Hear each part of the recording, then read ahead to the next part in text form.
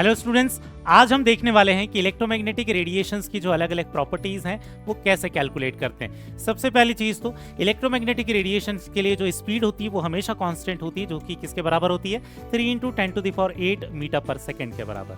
अगर अब हमारे पास क्वेश्चन में वेवलेंथ की वैल्यू दी हुई है 500 नैनोमीटर के, तो हम इन तीन जो प्रॉपर्टीज़ हैं इनको कैलकुलेट करना सीखेंगे।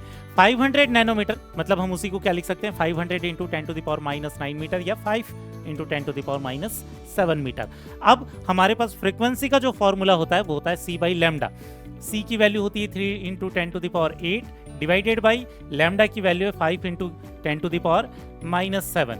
अगर ये ऊपर चला जाएगा तो ये एक्चुअल में लिख सकते हैं हम 30 × 10⁻14 डिवाइडेड बाई 5, मतलब ये हो जाएगा 6 × 10⁻14 और यूनिट क्या हो जाएगा हर्ट्ज।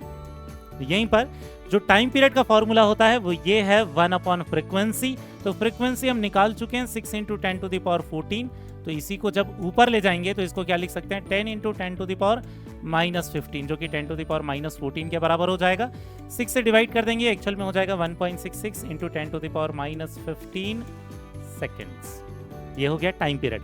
सबसे लास्ट चीज जो वेव नंबर है उसका फॉर्मूला होता है 1/वेवलेंथ।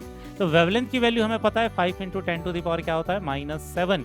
इसी को हम लिख सकते हैं 10 × 10⁻6 डिवाइडेड बाई 5, तो ये कितना निकल कर आ जाएगा बेटा 2 × 10⁻6, यूनिट क्या रहेगी पर मीटर। इसी को सेंटीमीटर में कन्वर्ट कर दें तो ये हो जाएगा 2 × 10⁴ पर सेंटीमीटर। समझ में आया बेटा?